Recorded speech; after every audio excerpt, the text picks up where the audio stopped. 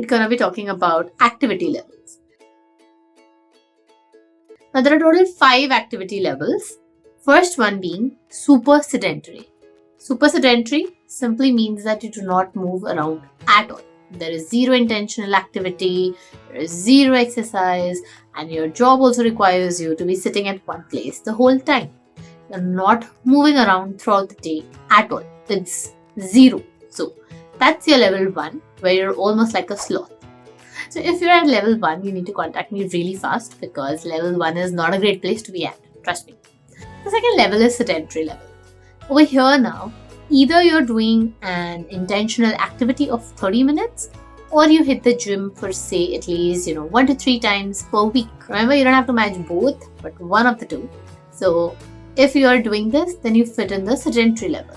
But in this, remember, your job requires you to be at desk the whole day, so you're not really moving around or being on your feet.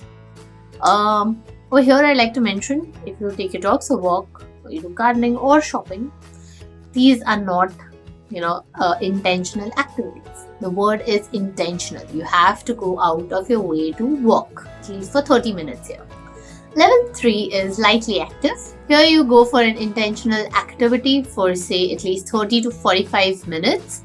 Or if I have to say it in gym terms, you are hitting the gym for like 3 to 5 times per week. And your job at the same time also requires to be on your feet. So you're not sedentary here, but you're lightly active. The fourth one is moderately active. Here you're doing an intentional activity of 45 to 60 minutes per day. Or in other terms, if I have to say it, you hit the gym or you work out or do exercise for like 6 to 7 times per week. And your job also requires you to move around a lot. So say for example, you're like working the job of a waitress or a mailman. So this is where you fit in. And last one is highly active. They're like an opposite of the sloth now. So here you're doing an intentional activity of more than 60 minutes. Or you can say you hit the gym twice a day. So I wouldn't say like really hitting the gym twice a day. Maybe you manage 1 hour of cardio in the morning and you hit the gym as well every day. So it's like you're working out twice in a day. And your job is also not sedentary. It's keeping you on the feet. So when you're meeting either of the two conditions and this, you can call yourself a highly active individual. So how accurate you really need to be with these activity levels on the toolkit? I'd say it doesn't matter to that great an extent. If you do not understand after watching this video also where you stand, you can go with the middle one, say 3 or even 2 for that matter.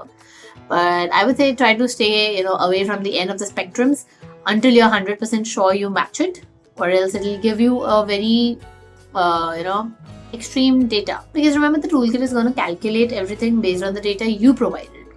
So be honest about it. I won't say accuracy matters to a very great extent here. So be as much accurate as you can.